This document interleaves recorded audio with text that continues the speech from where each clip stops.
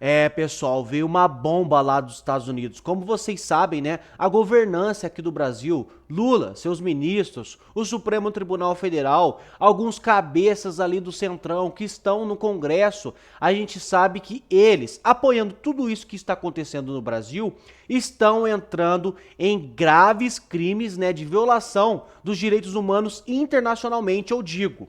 E a PGR foi denunciada internacionalmente e o que eu tenho para mostrar aqui para vocês é grave. O que pode acontecer com o Lula e seus parceiros quando Trump ganhar não só a presidência, mas também a maioria nas casas, a coisa pode ficar feia. Me ajude a compartilhar esse vídeo para mais brasileiros, para que não percam a esperança e vejam, né, a vitória que está logo ali para a gente. Olha aí, pessoal.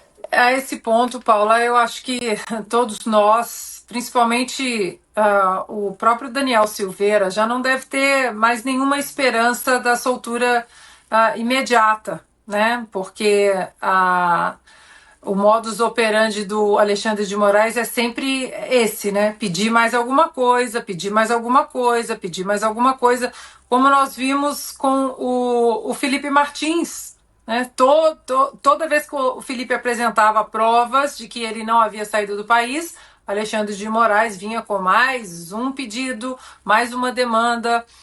Agora, é interessante que agora o nome do Gonê será denunciado também nos Estados Unidos por crime de tortura contra o Daniel Silveira, porque a gente vem mostrando aqui, Paula, esse quebra-cabeça que está sendo feito aqui nos Estados Unidos em relação ao Brasil. Muita gente fica esperando, né, uma bala de prata, não, agora vai, agora foi o Elon Musk, agora isso, agora aquilo. Mas, na verdade, todo esse quebra-cabeça sobre o Brasil está sendo montado. Uma das partes importantes desse quebra-cabeça é aquele relatório de 541 páginas que está na Câmara, na Casa dos Representantes, sobre o Twitter Files Brasil, que mostra toda a censura implementada por parte do Tribunal Superior Eleitoral e que também mostra as perseguições políticas, com o nome do Daniel Silveira correndo ali também. E aí, Paula, eu repito aqui a informação, né, que eu disse, a minha análise em relação à retomada da maioria dos republicanos na Câmara e no Senado, na Casa dos Representantes e no Senado. Porque se realmente os republicanos retomarem a maioria no Senado e também na Casa dos Representantes, não precisa esperar Donald Trump vencer a presidência. Se vencer, vai ser ainda, acho que um peso muito maior e sanções muito mais graves podem vir para o Brasil, já que, como falamos aqui, agora está exposto aqui nos Estados Unidos, e é a matéria hoje em todos os jornais, os planos do Irã para tentar assassinar Donald Trump. Mas em relação a tudo sobre direitos humanos, sobre as institucionalidades de Alexandre de Moraes, o desrespeito à própria Constituição do Alexandre de Moraes, forçando empresas americanas a desrespeitar a nossa própria Constituição. Lembrando que depois dos Twitter Files Brasil, o Elon Musk disse a lei violou a lei. Ou seja, o Alexandre de Moraes violou a Constituição e agora eu tenho que violar a Constituição brasileira porque o juiz da Suprema Corte está me obrigando a violar a Constituição brasileira. Cai também naquela lei anticorrupção que eu sempre comento aqui, a FCPA. Então, Paula, todas essas pecinhas vão sendo encaixadas quando o assunto é Brasil. E aí, de novo, se os republicanos retomarem a maioria nas duas casas, a coisa pode ficar bem mais séria para todos esses personagens aí que insistem, que são personagens teoricamente, né, da lei no Brasil, mas que insistem em violar a lei. Aqui ela mastiga tudo certinho, né, pessoal? Para quem sabe ler um pingo é letra. E então é isso, um juiz da Suprema Corte, além de estar cometendo crimes internacionais relacionados a direitos humanos, está fazendo empresas americanas a violarem a Constituição brasileira, as próprias leis do Brasil. E isso está na casa. Está lá no Congresso lá dos Estados Unidos, meus amigos. E a eleição vai acontecer agora. Vai acontecer. E o cenário está muito positivo para nós. Lá o povo dos Estados Unidos votou um pouquinho na esquerda e já se arrependeram um monte. Não querem mais ver a esquerda no poder novamente. Então, meus amigos, lá eles vão ganhar. A casa vai se encher de republicanos, que é a direita de lá. E aí, quando eles pegarem esses processos, já não precisa, como ela disse aqui, não precisa nem do Trump. E na hora que o Trump foi eleito, então, aí acabou, aí enterrou o Brasil, sabe por quê? Porque aí sim nós vamos sofrer. E aqui eu tenho que ser sincero com você. Não posso falar, não, o Trump vai ganhar e ele vai resolver o problema do Brasil, no outro dia nós estamos sem maravilhas, não. Vão aplicar graves sanções no Brasil. Sanções severas, firmes, que vai fazer o povo brasileiro sofrer. E aí, o próprio sistema, né, o centrão ali que grande parte manda no Brasil hoje, né, o sistema num todo, vai ter que cuspir esses personagens da lei que infringem a lei. Como Lula, seus ministros, alguns ministros ali da Suprema Corte, se não todos. Então, meus amigos, o que vai acontecer? O Brasil vai mudar. A gente só precisa ter um pouquinho mais de paciência e continuar lutando das nossas maneiras, com as nossas forças, para que um dia esse homem caia. E esse sistema total também, meus amigos. E é isso. E olha só, o Lula ficou totalmente nervoso, pessoal, com o questionamento sobre a Venezuela. Lembra lá que o Lula passou uma vergonha na ONU? Depois, quando foi embora, foram perguntar sobre a Venezuela, porque ele é um cara que ama defender o regime que tá ali. Coisa que o mundo todo denuncia hoje. Ele que prega, né, essa imagem de paz. Não, porque aqui é o Lulinha paz e amor, não queremos conflitos, não queremos isso, não queremos aquilo, mas é o homem que apoia o que está acontecendo na Venezuela e que sempre apoiou, inclusive ajudou. Então, ele ficou totalmente nervoso quando foi questionado de novo, olha aí. E por que o senhor não falou da Venezuela na ONU, presidente? Por que eu tenho que falar da Venezuela em todo lugar? O senhor fez Eu não falo nem da Janja em todo lugar. Por que eu vou falar da Venezuela? Eu falo o que me interessa falar. O discurso que eu queria fazer era aquele. E foi muito bom o discurso. Espero que você tenha gostado do discurso. No momento certo a gente vai discutindo. Eu tenho muito interesse que a Venezuela volte à normalidade democrática, porque é um país que eu tenho boa relação, é um país que tem 1.600 quilômetros de fronteira com o Brasil, é um país que eu quero que esteja em paz. Então eu tenho interesse, agora é preciso criar as condições para a gente conversar. Nós estamos agora com uma relação diplomática muito forte, o Mauro tem conversado com o chanceler da Venezuela, com o chanceler da Colômbia, ou seja, é preciso encontrar um jeito da gente retomar uma convivência democrática. Inclusive, é importante que vocês não esqueçam, é que desde 2003, eu tinha 15 dias na presidência, eu criei um grupo de amigos para ajudar a Venezuela a fazer um referendo. Foi uma proposta minha na cidade de Quito, no Equador. Então eu tenho preocupação com a Venezuela há muito tempo, não é de agora. Porque quanto mais em paz estiver a Venezuela, mais em paz estará a América do Sul, porque nós queremos consagrar a América do Sul como uma zona de paz. A gente não quer guerra, a gente não quer conflito. Agora é importante que a gente tenha, sabe, comedimento no nosso comportamento, porque se eu acho que a pessoa errou e eu achar que eu tenho que radicalizar para consertar esse erro, eu vou criar um caminho sem volta. Como pode haver tanta hipocrisia em um só homem, não é mesmo, pessoal? Ele é um cara que ama se meter nos problemas do outro, né? Se meteu lá nos problemas de Israel, se meteu nos problemas da Ucrânia com a Rússia, e mete o nariz em várias guerras, mete o nariz lá em conversas sobre o Irã, sempre falando em paz, que tem que dar um jeito, que o agressor que invadiu o país tem que conseguir logo o que ele quer para acabar a guerra. É uma vergonha. O papel que o Lula tá fazendo é uma vergonha. Mas ele também sempre defendeu o que tá acontecendo na Venezuela. Então ele é um cara que bota o nariz aonde não é chamado. Quando é perguntado sobre o país onde ele ama defender e tá aqui do lado do Brasil, é praticamente, né, um vizinho nosso, ele prefere não comentar, né, só fala do que eu tenho interesse. Que vergonha que você é.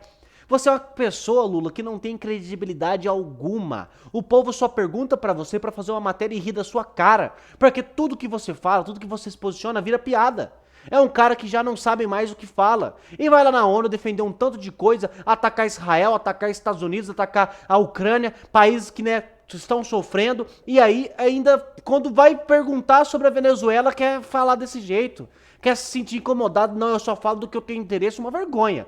Esse Lula é uma vergonha. Pessoal, eu tenho outro vídeo aqui do Gar arrebentando um professor de esquerdista, né, que tenta ali defender a censura, defender o Supremo Tribunal Federal, mas não deu pra ele não, olha aí. Vou te mostrar a falácia do seu argumento, com todo respeito. No dia 4/7 de 2022, o jornalista Marlen Couto, de O Globo 100, disse lá, alvo do TCE, o senhor alvo do TCE por atacar urnas. O deputado removeu 200 e tal. Minha pergunta é, o senhor acredita no sistema eleitoral brasileiro? O senhor tem noção, professor, que nós vivemos num país hoje tão ditatorial, que se eu falar o que eu realmente penso, eu posso ser preso? Se o senhor tiver O prova, senhor não. entende? Não, eu falo o que eu penso, eu tô falando opinião. Não, falar o que o senhor pensa sem acusar. Professor, opinião. Eu tô falando, nós vivemos um país onde dá opinião dá prisão. Eu não sei se você é a favor disso ou não. Sinceramente, eu torço para que o senhor não seja a favor disso, apesar de estarmos em lados opostos do espectro político. Mas nós vivemos um país onde dar a opinião leva à prisão. Se eu pedir, professor, melhorias no sistema de transparência eleitoral brasileiro, eu vou pro inquérito. Esse é o país que a gente vive. Eu não sei se você acha isso bom, viver num país assim ou não, porque o seu filho, os seus netos, um dia pode dar uma opinião errada e acabar sendo preso. É o que eu penso dos meus netos, que não nasceram ainda. Mas antes de nascer, eu penso nisso neles. Eu penso nisso. Eu penso no seguinte, que nós precisamos de voltar a ter uma esquerda equilibrada. Como, por exemplo, o Glenn Greenwald, que é de esquerda, mas ele é o primeiro a se levantar e falar, tá errado o que tá acontecendo no Brasil. Ele falando que as interferências do Alexandre de Moraes durante o pleito eleitoral de 2022 influenciaram sim no resultado. Eu não tô falando de urna aqui não, professor. Eu tô falando do fato de todos os apoiadores do Bolsonaro terem sido censurados, terem caído em inquérito. Todos por mando de uma pessoa, professor. Está certo, professor. Aí eu te devolvo a pergunta. Eu sei que você é de esquerda, eu sou de direita, mas vamos ser ponderados, vamos ter um mínimo de bom senso. Tá certo. Você acha que realmente a esquerda deve ganhar destruindo a direita a possibilidade de falar? Esses bolsonaristas que tiveram suas redes sociais bloqueadas, aliás, suspensas, ou bloqueadas que seja, eles colocaram lá, talvez não opinião. O senhor disse que vai dar opinião. Eu coloquei opinião. Mas talvez lá não dê opinião, porque o que nós temos Não, que mas eu tô entender... falando de mim, professor, eu coloquei opinião. O que nós temos que entender é que não podemos confundir opinião com agressão. Então, quando você fala algo, afirma algo sem provas, aí você pode virar quem tem muitos seguidores, milhões de seguidores, aí você vai ter... Porque uma coisa é você falar ali entre nós num bar, outra coisa é numa rede social que tem milhões de seguidores. O senhor, Ou seja, o senhor uma entende mentira... que a diferença de opinião Vai, e é agressão verdade. é uma opinião sua? Como é que é? Eu vou te explicar, vou te mostrar a falácia do seu argumento, com todo respeito. Sim. Você está falando que há uma diferença entre opinião e agressão. A diferença entre opinião e agressão é uma opinião sua. Então, quem vai diferenciar a opinião de agressão vai depender da opinião de alguém, uma autoridade. Então, o senhor quer colocar na opinião de alguém a execução da lei, uma lei que não existe? Você entende o que eu estou tentando te explicar? Tô. Porque você está falando, há uma diferença, tudo bem. É uma opinião de alguém essa Liberdade de diferença. expressão e É uma opinião. liberdade Se eu falar pro de senhor, agressão. se eu falar pro senhor o seguinte, olha, seu cabelo tá feio hoje. Se você for ministro do STF e, na sua opinião, isso for uma agressão, eu posso ser preso.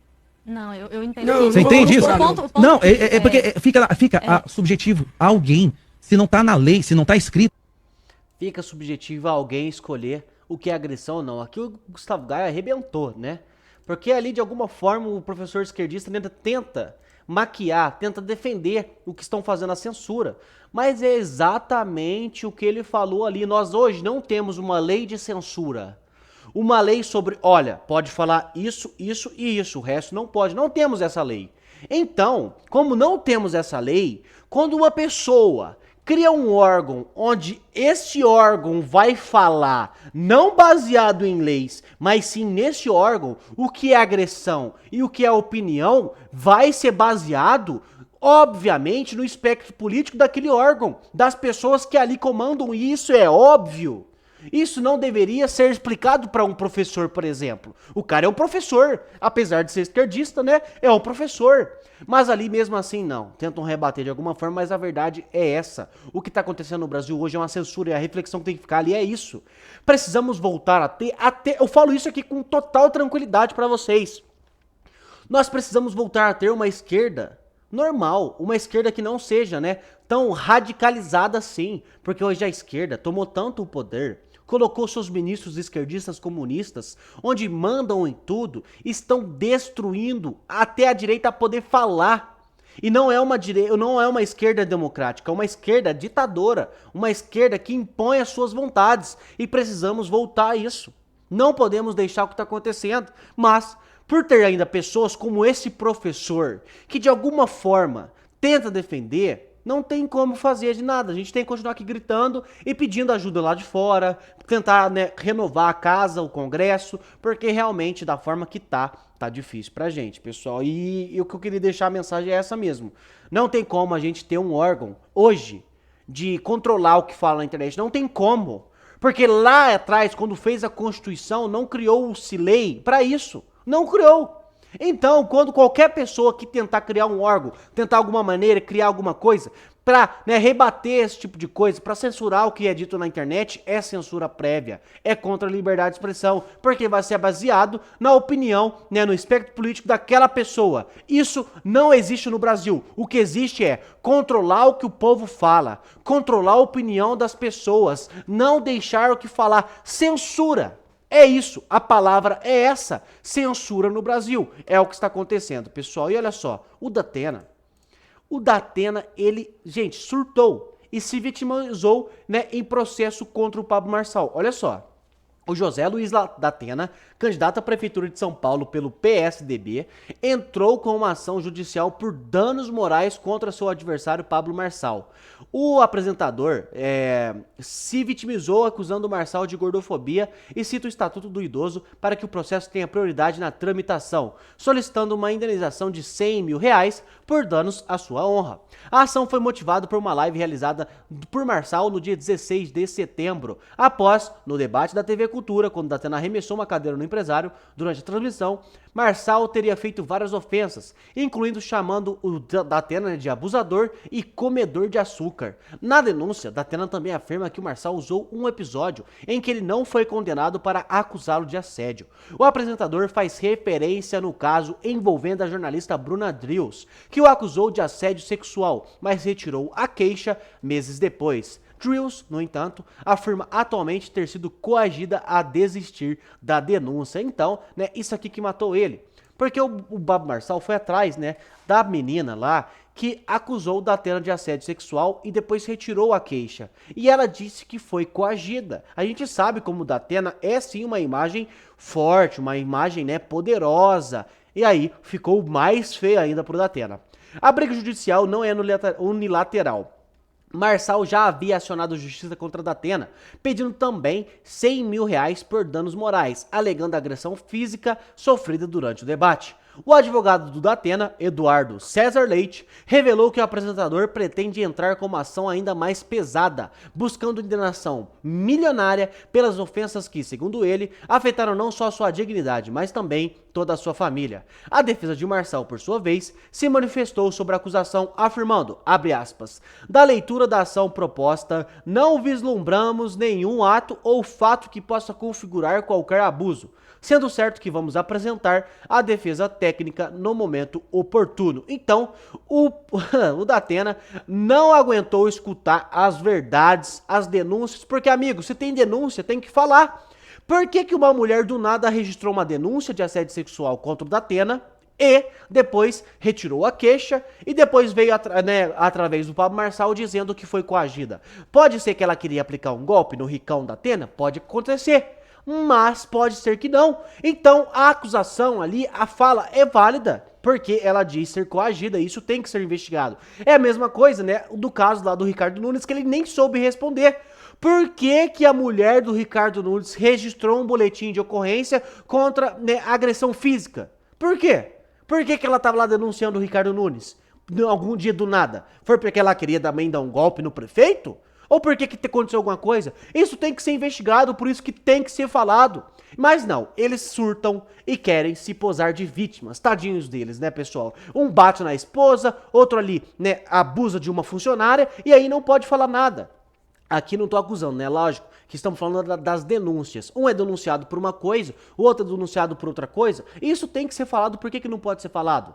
Então eu só falar ali da denúncia que o Datena sofreu, ele vai pegar e me dar uma cadeirada? Tá liberado? Que vergonha que é. Esses caras claramente não têm posicionamento de político e não têm cabeça para conseguir governar uma cidade. Pessoal, uma pessoa que foi injustiçada nesse Brasil e precisamos voltar a falar nele, viu? É o Luciano Hang. Pessoal, o que o Luciano Hang tem feito pelos brasileiros, pelas vítimas do Rio Grande do Sul, não é coisa que se deixa passar e não se fala. Nem o governo está ajudando tanto essas pessoas. No último sábado, dia 28, o empresário Luciano Hang, fundador da rede Havan, né, anunciou em suas redes sociais que vai contribuir com a construção de mais 20 casas para famílias afetadas pelas fortes chuvas que atingiram o Rio Grande do Sul em maio deste ano. Hang visitou o estado na última semana e relatou ter visto de perto as dificuldades enfrentadas pelos moradores que perderam seus lares devido às inundações provocadas pelo transbordamento dos rios. Abre aspas. Semana passada estive no estado do Gaúcho e quase nada mudou. As águas baixaram. As pessoas continuam desamparadas e sem seus lares, comentou o empresário. O governo, de forma ineficaz.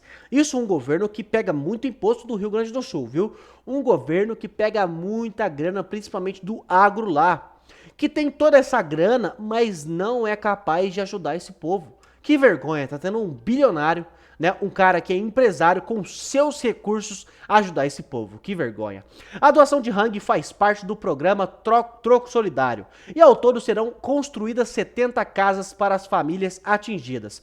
Nessa visita, o empresário doou R$400 mil para a construção de 20 moradias. O projeto conta com a colaboração de outras instituições para viabilizar as construções. Então é claro, né, ele começou esse movimento, né, faz parte de um programa ali, Troco Solidário, e tá tentando elevar isso para que mais pessoas ajudem, né? Claro, ele sozinho não vai conseguir construir todo o lar dessas pessoas, né? Isso é um trabalho de várias instituições. Das 70 casas previstas, 20 serão realizadas em parceria com a Fight for Life. Marquem esses nomes porque são nomes que merecem um reconhecimento. Fight for Life, instituição do ex-campeão de UFC Rodrigo Nogueira, o Minotauro. Outros 25 serão construídas em conjunto com a Associação Evangelista Dave Leonardo, liderado pelo pregador Dave Leonardo. E mais 25 serão feitos com apoio da Seleção do Bem, organização coordenada pelo ex-jogador de seleção brasileira Dunga. Então, temos essas pessoas aí ajudando as vítimas lá do Rio Grande do Sul e o governo segue ineficaz e criticando essas pessoas. E outra, o Luciano Hang, ele tá sem rede social, você sabia disso? Sim, ele tá sem rede social porque lá atrás, no Rio Grande do Sul, ele, né, foi contra o Supremo Tribunal Federal, ele criticou o governo. E hoje, mesmo ele tendo esse poder de ajudar a pessoa, de mobilizar, né, caminhões, aviões, helicópteros para ajudar o povo brasileiro, mesmo assim, ele continua sofrendo essa injustiça, sem poder contar com as suas redes sociais que alcançam milhões de pessoas. Ele poderia estar fazendo um post agora no seu Twitter, no seu Instagram, no seu Facebook, falando sobre essas doações para que o povo ajude, mas não. Ele não pode mobilizar, porque o governo, que é ineficaz em ajudar essas pessoas, também bloqueia, censura pessoas que ajudam, pessoas de bem, pessoas de direita. Uma grande vergonha, não é mesmo?